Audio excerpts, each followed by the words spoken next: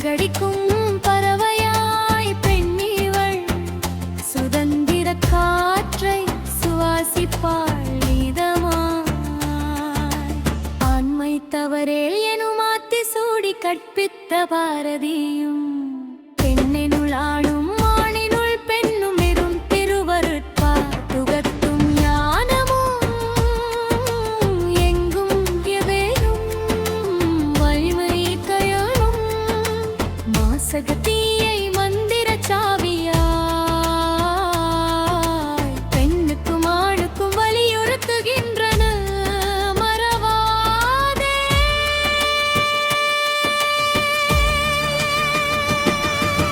பெண்ணின் எழுச்சியும் வீரமும் சிங்கப் பெண்ணாய் சீறி எழுவாள் சிறகுகள் விரித்து வானம் தொடுவாளாய்.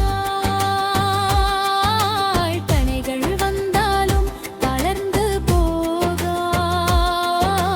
தன்னம்பிக்கையால் வெற்றியை சூடுவாள். கண்கிணி நெஞ்சின் கனலை தாங்கி காலத்தின் பாதை மாற்றி நிற்பாள். அன்பின் வடிவாய் உலகை காப்பாள் அறத்தின் வழியில் ஒளியை விதைப்பாள். துடிக்கும் இதயத்தில் துணிவே வலிமையா துன்பத்தின் இருளில் தீபம் எரிந்தெழுந்திடும் நேரம் வந்த போதிலும் வீரத்தின் குரலாய் மீண்டும் எழுவார். பாரதி கண்ட புதுமை பெண்ணா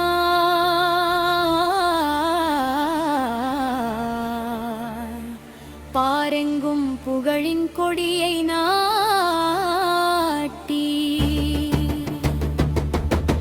சுதந்திர காற்றை நெஞ்சில் சுமந்து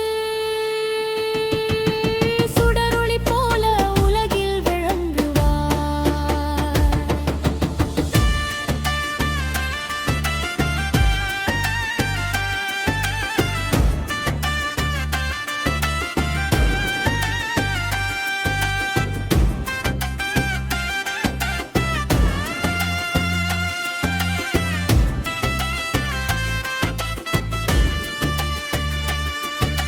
பெண்ணின் எழுச்சி பேரலையாகும் பேணிடும் கருணை பேரருளாகும். வீரமும் வலிமையும் சேர்ந்திடும் போது விண்ணையும் வெல்லும் சக்தியாய் நிற்பார்.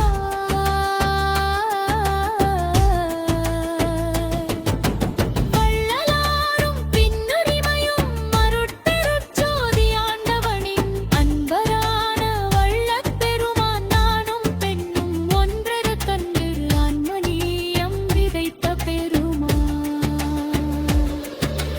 உயிரெல்லாம் ஓரினமென்று உரைத்த கருணை சுடரொளியே தன் உயிரே பேரொளியே பேதம் காணா பேரறிவே. அடிமைத் தலைகள் அறுத்தெறிந்து அன்பின் சிறகுகள் விரிக்கச் சொன்னார்.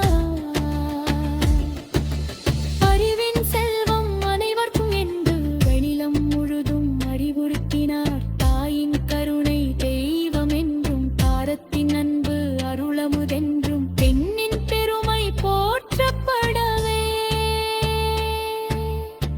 பேரன்பு வழியை புகட்டி